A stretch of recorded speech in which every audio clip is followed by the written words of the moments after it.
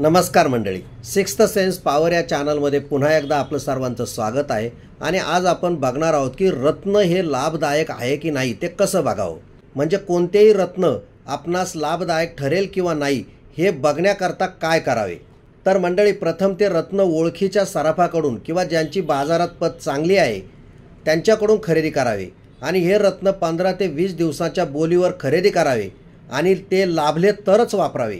जे रत्न आपणास वापरायचे असेल त्याला धूप द्यावा आणि जे रत्न असेल त्या रंगाचे रेशमी वस्त्र घेऊन त्यामध्ये ते नीट बांधावे आणि उजव्या दंडाला त्या ग्रहाच्या वारी बांधावे। ग्रहांचे रंग, त्यांचे वार ही सर्व माहिती अतिशय महत्त्वाची आहे। जर आपण पाचू हे रत्न घेतले तर हे बुधाचे रत्न आहे, याचा रंग हिरवा आहे म्हणून याच्याकरता हिरव्या रंगाचे रेशमी वस्त्र वापरावे। वस्त्र पातळ असावे। बुधाचा बुधवार आणि त्या दिवशी सूर्योदयापासून पहिला होरा बुधाचा, तेव्हा बुधवारी सकाळी पाचू हे रत्न रेशमी हिरव्या वस्त्रात बांधून उजव्या दंडाला बांधावे। हे रत्न दंडाला 8 ते 10 दिवस तसेच राहू द्यावे। या काळामध्ये शुभाशुभ घटना काय घडतात यावर लक्ष ठेवावे।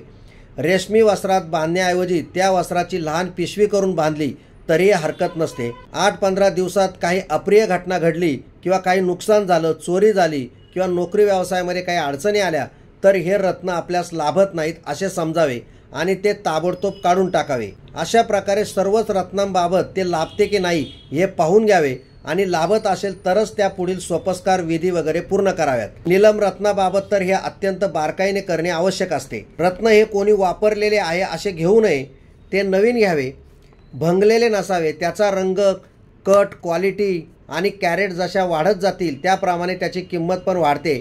आपल्या ऐपतीनुसार चांगले रत्न घेण्याचा प्रयत्न करावा। रत्न लाभते की नाही ही परीक्षा केल्यावर लाभत नसेल तर ते परत करावे, त्या बोलीवरच ते विकत घ्यावे।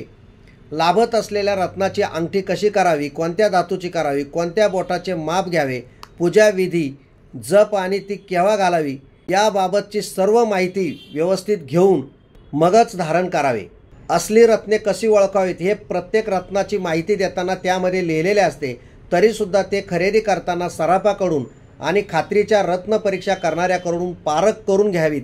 रत्नामध्ये रेखा, छोटे यासारखे 7 दोष असतात, ते तपासून घ्यावे। काही दोष घासून निघण्यासारखे असतात। रत्नाचे वजन कॅरेटमध्ये करतात। 5 कॅरेट रत्न म्हणजे 1 ग्रॅम सोन्याच्या बरोबर समजतात। खऱ्या खोट्या रत्नांच्या परीक्षेसाठी मुंबईमध्ये जेमॉलॉजिकल इन्स्टिट्यूट ऑफ इंडिया ही संस्था प्रसिद्ध आहे। ते रत्नांची तपासणी करून देतात। खऱ्या रत्नांची महती फार प्राचीन काळापासून आहे। देवदानवांनी समुद्रमंथन केले आणि त्यामधून 14 रत्न बाहेर पडली। त्यापैकी एक खरे रत्न म्हणजे कौस्तुभ हे भगवान विष्णूने धारण केले आहे। ब्रह्मदेव धारण करतात ते चिंतामणी रत्न, भगवान शंकर रुद्रमणी धारण करतात। महाभारतामध्ये प्रसिद्ध असलेले शमंतक सूर्यदेव धारण करतात।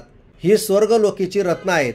तेव्हा रत्नाचे आकर्षण हे प्रत्येकालाच आहे आणि त्यापासून काही फायदेही होत असतात। रत्नांबद्दलचा हा व्हिडिओ तुम्हाला आवडला असेल तर लाईक करा आणि तुम्ही जर नवीन असाल तर सिक्स्थ सेन्स पॉवर हा चॅनल सबस्क्राईब करा। धन्यवाद।